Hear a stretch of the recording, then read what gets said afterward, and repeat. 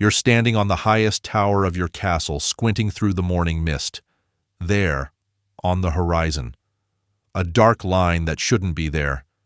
It's moving, growing. Your stomach drops as you realize what you're looking at isn't a shadow or trick of light.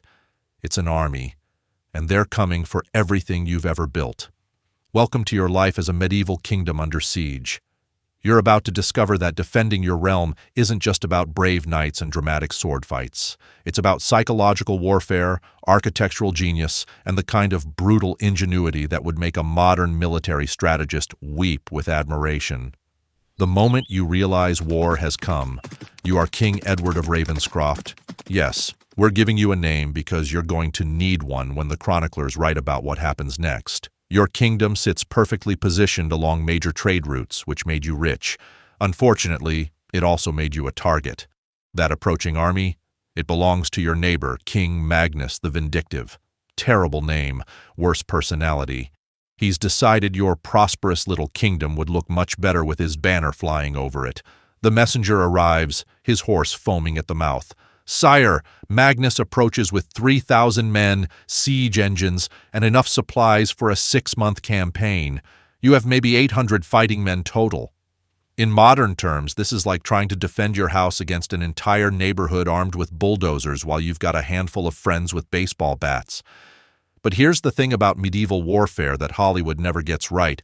Numbers aren't everything. You've got something Magnus doesn't. Home field advantage and a castle designed by people who really thought about how to kill invaders creatively. Your castle isn't just pretty, it's a death trap. Let's talk about your home. This isn't some romantic fairy tale castle. This is a military installation disguised as a residence, designed by architects who studied murder the way modern engineers study physics. Those walls, they're not just tall, they're angled. Why? Because when someone tries to scale them, rocks you drop from above don't just fall straight down. They bounce outward, turning every stone into a medieval bowling ball aimed at climbers' heads. The entrance to your castle is a masterpiece of paranoid engineering. First, attackers have to cross a moat, not filled with alligators like the movies suggest, but with stakes hidden just below the water surface. If they make it across, they face a drawbridge that, when raised, leaves them trapped in what's essentially a killing box. But wait, there's more. The gateway has multiple layers of defense. First door, oak reinforced with iron bands, thick enough that a battering ram bounces off like a rubber ball. Get through that, and congratulations. You're now in a narrow corridor directly under what's called a murder hole. Murder holes are exactly what they sound like. These are holes in the ceiling through which defenders could shoot, throw, or pour harmful substances or objects such as rocks, arrows, scalding water, hot sand, quicklime, or boiling oil down on attackers. Medieval castle designers had a twisted sense of hospitality. Welcome to our home. Please enjoy this complimentary shower of molten metal. The siege begins, and it's nothing like the movies. Magnus arrives with fanfare that would make a Super Bowl halftime show look understated. Banners flying, armor gleaming, war horses prancing. It's all very impressive until you remember he now has to figure out how to crack open your stone nut without starving to death in the process. Siege tactics were crucial to medieval warfare, especially from the 11th century when castles became widespread in Europe and sieges outnumbered pitched battles. This isn't going to be a quick fight, it's going to be a chess match played with lives, where every move takes weeks and the stakes are literally life or death. Magnus's first move? Classic medieval strategy. Block the supply of food and water to a castle, forcing the castle and its inhabitants to survive on whatever provisions they had. You saw this coming. While Magnus was marching toward you for weeks, you were playing grocery store manager on steroids. Every peasant in the surrounding villages has moved inside your walls, along with their livestock, grain stores, and anything else that could sustain life. Your castle now looks like a medieval refugee camp, but it's a refugee camp with 6 months of food and a really good security system. Magnus sets up camp just outside arrow range. He's not stupid. His plan is to wait you out while building siege engines that would make a modern construction crew jealous. The waiting game. Boredom that can kill you. Here's what no movie ever shows you. Most of a siege is just waiting, and waiting, and more waiting. You're stuck inside your castle with 800 cranky soldiers, 300 terrified peasants, livestock that won't stop mooing, and the growing realization that your cesspit wasn't designed for this many people. Magnus isn't having a party either. He's got 3,000 men sitting in a field, eating supplies that have to be transported from hundreds of miles away, dealing with disease, desertion, and the logistical nightmare of keeping an army fed and motivated when their main activity is staring at stone walls. The most common practice of siege warfare was to lay siege and just wait for the surrender of the enemies inside, or to coerce someone inside to betray the fortification. This is where the psychological warfare begins. Magnus sends heralds every few days with increasingly generous surrender terms. First, it's surrender now and keep your titles. Then it's surrender now and keep your life. Eventually, it becomes surrender now and we'll make your death quick. You respond by catapulting dead cows over your walls into his camp. It's not just an insult, it's biological warfare. Nothing says, "We're doing fine in here," like launching rotting livestock at your enemies. The siege engines arrive. Engineering meets violence. After 2 months of staring contest, Magnus decides to get serious. The siege engines arrive, and suddenly your quiet little standoff turns into a medieval arms race. First comes the trebuchet. These giant catapults could hurl stones and other projectiles with terrifying accuracy. The physics are simple. Counterweight goes down, your wall goes boom. But you've got countermeasures. Your walls aren't just thick, they're designed with mathematical precision. The stones Magnus hurls at you don't shatter your fortifications. They get absorbed by walls built specifically to handle this kind of abuse. Plus, you've got your own trebuchet. Medieval warfare becomes a twisted version of catch, where instead of baseballs, you're throwing boulders at each other across a field. Next comes the siege tower, basically a medieval skyscraper on wheels, designed to let Magnus's men climb up and over your walls. It's an impressive piece of engineering that took his carpenters weeks to build. You watch them roll it toward your walls and think, that's a lot of work for something I'm about to set on fire. Medieval defenders had a simple response to siege towers: flaming arrows. Flaming arrows had oil or resin-soaked toes tied just below the arrowhead and were effective against wooden structures. Magnus's beautiful siege tower becomes the world's most expensive bonfire. The lesson? In medieval warfare, carpenter beats engineer, but fire beats carpenter. The art of castle defense. Your turn to get creative. Now it's your turn to show Magnus why attacking a prepared defender is like trying to punch a porcupine. Your archers aren't just shooting arrows, they're conducting a symphony of death from your battlements. A good crossbow, when wielded by an expert archer, could shoot as far as 400 yards. That means Magnus's men can't even get close without entering your kill zone. But arrows are just the opening act. When Magnus's men finally work up the courage to charge your walls with scaling ladders, you introduce them to medieval hospitality. Defenders used boiling oil, hot tar, and rocks to pour or drop on the enemy below. But here's the thing about boiling oil. Oil was expensive. You're more likely to use boiling water, heated sand, or just really, really big rocks. The psychological effect is what matters. Nothing discourages someone from climbing a ladder quite like watching the guy in front of them get a face full of molten metal. Your castle's design becomes a weapon itself. Those narrow staircases, they force attackers to come at you single file, turning every doorway into a bottleneck where one defender can hold off dozens of attackers. The spiral staircases wind clockwise, which seems random until you realize it gives right-handed defenders a massive advantage over right-handed attackers trying to swing swords while climbing. Medieval architects thought of everything. The breaking point, when patience runs out. 4 months in, Magnus is getting desperate. His supply lines are stretched thin, winter is coming, and his men are starting to desert. He needs a decisive victory, and he needs it now. Time for the battering ram. This isn't some Hollywood prop. This is a tree trunk the size of a telephone pole, capped with iron, suspended from a mobile shelter that took dozens of men to operate. It's designed to turn your beautiful oak and iron gate into splinters. You watch Magnus's men wheel their ram toward your entrance and realize this is the moment where everything changes. No more waiting, no more psychological warfare. This is about to become very, very personal. The first impact shakes your entire castle. The second impact cracks your gate. The third impact never comes, because you've been preparing for this moment for 4 months, and you're about to demonstrate why attacking a medieval castle is like putting your head in a lion's mouth and hoping it's vegetarian. Your masterstroke, the art of medieval warfare. Remember those murder holes we talked about? Time to put them to work. As Magnus's men crowd around your gate with their battering ram, you signal your defenders. What happens next is less like a battle and more like a very violent magic show.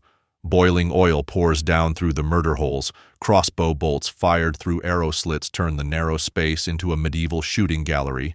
Rocks dropped from the walls above turn the cramped area around your gate into a stone avalanche. The men operating the battering ram can't retreat. They're pressed together in a space designed to trap them. They can't advance. Your gate is still holding. They can't defend themselves. They're directly under your prepared positions. It's not a battle. It's a mechanical process of elimination. Within minutes, Magnus's master plan becomes medieval history's most expensive pile of abandoned wood and metal. The psychological victory, breaking more than bodies. Here's where you make your masterstroke. Instead of just repelling the attack, you turn it into a message. You have your men drag the abandoned battering ram inside your castle, repair your gate, and then catapult pieces of Magnus's precious siege engine back at his camp. Each chunk of wood that lands in his camp carries the same message. Thanks for the firewood. Terror and psychological warfare were also used in sieges. This could include public execution, mutilation, and the display of captives. You're playing mind games on a level that would impress modern psychological warfare specialists. Magnus realizes he's not just losing soldiers, he's losing face. His men are watching their expensive siege equipment get turned into taunting projectiles. Morale in his camp drops faster than a stone from your trebuchet. The final gambit, desperation makes people dangerous. 5 months into the siege, Magnus plays his last card, treachery. He sends a secret messenger to your castle's blacksmith, offering enough gold to buy a small kingdom in exchange for leaving a gate unlocked during the night watch. This is where being a medieval king gets tricky. You can build perfect walls, design ingenious defenses, and stockpile enough supplies to outlast any siege. But you can't build walls around the human heart.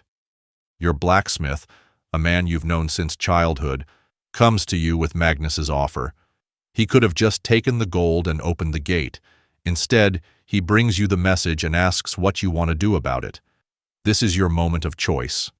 You could execute the blacksmith as an example.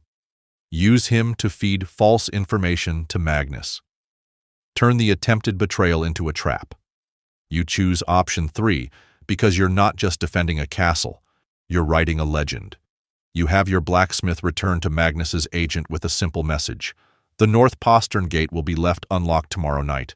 Come with 50 men, no more, or the noise will wake the guards. Of course, you have no intention of leaving any gate unlocked. What you do instead is more ingenious. You empty the north tower of defenders, making it look abandoned. You remove torches from certain windows, creating the impression of reduced watchfulness. You even have a few guards patrol lazily, making it seem like your vigilance has slipped after months of siege. Magnus takes the bait. Under cover of darkness, he personally leads 50 of his best men toward what he thinks is an unguarded entrance to your castle. What he actually finds is a perfectly prepared ambush in a location you've chosen, at a time you've determined. Against odds you've stacked completely in your favor. The 50 men who enter your trap find themselves in a courtyard surrounded by archers, with no escape route and no support coming. It's not a battle. It's a capture operation. The surrender, victory through superior planning. By dawn, you have Magnus and his best knights as prisoners in your dungeon. His army, leaderless and demoralized, faces a choice: continue a hopeless siege or negotiate for their leader's release. The negotiation is short. Magnus's freedom in exchange for lifting the siege, paying for the damage to your lands, and acknowledging your sovereignty over the disputed territories. You're generous in victory. Medieval politics requires it. Magnus gets to keep his life and most of his dignity. His army gets to march home instead of rotting in unmarked graves. Everyone gets to pretend this was a noble contest between honorable enemies instead of a 6-month exercise in applied brutality. But the real victory isn't military, it's psychological. Word spreads throughout the medieval world that attacking your kingdom is expensive, painful, and ultimately pointless.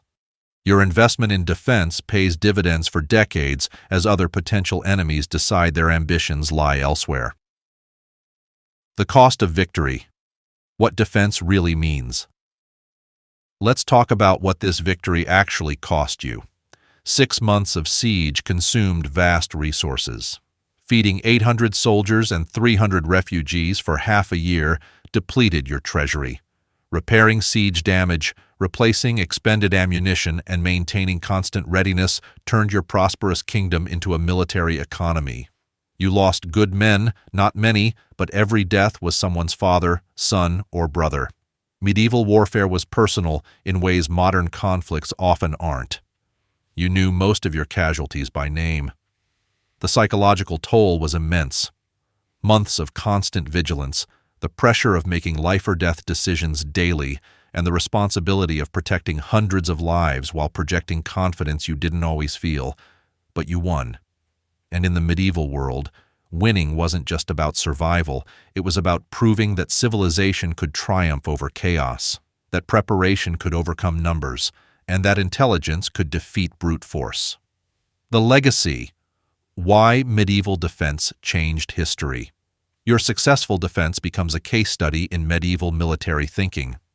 Other kingdoms adopt your innovations, the improved murder hole design, the psychological warfare tactics, the integrated approach to castle defense that treats the entire fortification as a weapon system. From the 12th to 15th century, medieval warfare became very much a case of win the siege, win the war, especially when targets were administrative centers or occupied a position of particular strategic importance. Castle builders across Europe begin incorporating your lessons into their designs. The angled walls, the redundant defensive systems, the psychological elements all become standard features of medieval fortification. You've contributed to an arms race between attack and defense that will drive military innovation for centuries. Every improvement in siege warfare will be met by corresponding improvements in castle design, in an endless cycle of human ingenuity applied to the art of killing and surviving. The reflection, what you really defended. As you stand on your tower again, looking out over lands that remain yours, you realize what you actually fought for during those 6 months. It wasn't just territory or treasure or political power. You fought for the idea that preparation, intelligence, and determination could overcome superior numbers. You fought for the principle that a small, well-organized force could defend itself against larger, more aggressive neighbors. You fought for your people's right to sleep safely in their beds, to plant crops knowing they'd be there to harvest them, to build something lasting in a world that seemed determined to tear everything down. Most importantly, you fought for the medieval ideal that civilization, messy, imperfect, and expensive as it was worth defending against chaos. The modern echo. Why this still matters. Your story echoes through history because the fundamental challenge hasn't changed. Whether it's castle walls or cybersecurity, missile defense, or international diplomacy, the basic question remains the same. How do you protect what you've built from those who would rather take it than build their own? The medieval approach, preparation, redundancy, psychological deterrence, and the willingness to make short-term sacrifices for long-term security remains as relevant today as it was when you first spotted Magnus's army on the horizon. Your 6-month siege demonstrates that defense isn't just about walls and weapons. It's about systems, planning, leadership, and the collective will to make aggression too expensive to be profitable. The end, what legends are made of. Years later, when traveling minstrels tell the story of your siege, they'll focus on the dramatic moments, the battles, the heroics, the clever strategies. They'll turn 6 months of grinding warfare into an epic tale of good versus evil. They'll get the details wrong, of course. They'll give you magical weapons instead of good engineering, divine intervention instead of careful planning, and perfect victory instead of the costly, complicated success you actually achieved. But they'll get the important part right, that when chaos came knocking at your door, you were ready for it. That when aggression met preparation, preparation won. That when it mattered most, you stood your ground and made it count. You defended more than a kingdom. You defended the idea that civilization, for all its flaws, was worth fighting for. And that, ultimately, is how a medieval kingdom really fought off invaders, not with magic or miracles, but with planning, courage, and the understanding that some things are worth defending, no matter the cost. The next time someone tries to tell you that medieval warfare was all about knights in shining armor charging at each other with lances, you'll know better. You'll know it was about engineers and architects, logistics and psychology, patience and planning. You'll know because you lived it, you defended it, you survived it, and that's how you fought off invaders in the Middle Ages, one carefully planned, brutally executed day at a time.